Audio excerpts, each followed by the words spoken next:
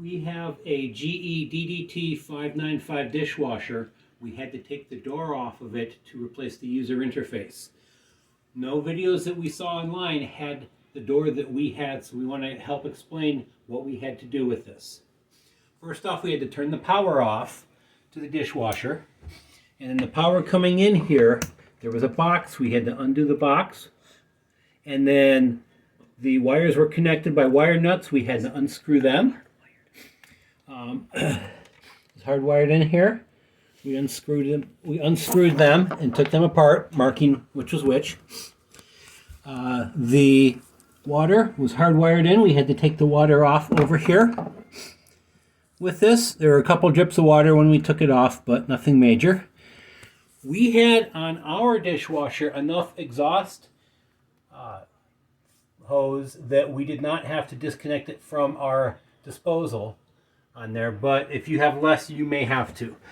We only had to pull it out about 4 or 5 inches to get access to the hinges. Before we pulled it out, we had to take these top clips off here. The clips here, they are just clipped into the hinges on the door.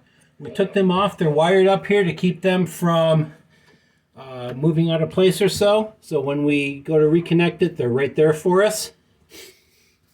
So we just took them right off there.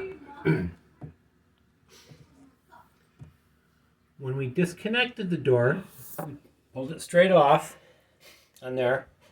A lot of the videos say to take the cover off the vent on the door. We did not have to do that with ours. We were able to leave the vent in place with it. There were screw here on each side that we ended up taking off because the videos had that, but when we got our door apart, we didn't have to have it off. This screw that was up here, we did need to remove.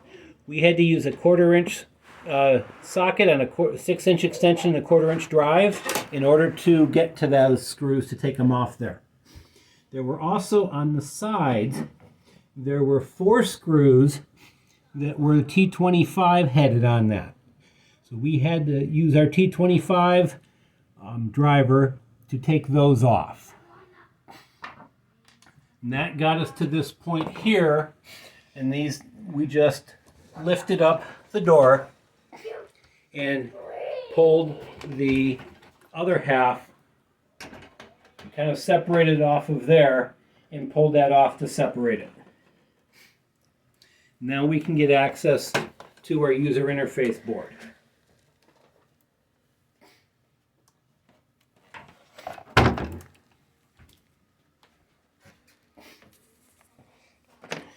So our new user interface here. Take it off here. Comes out. Looks like this. These 4 connections right here, they're marked 8, 4, 2, and 1 this way. The jumper settings, there are different jumper settings depending on which model of GE dishwasher you have. Our DDT595, they need to look like this when we go through this.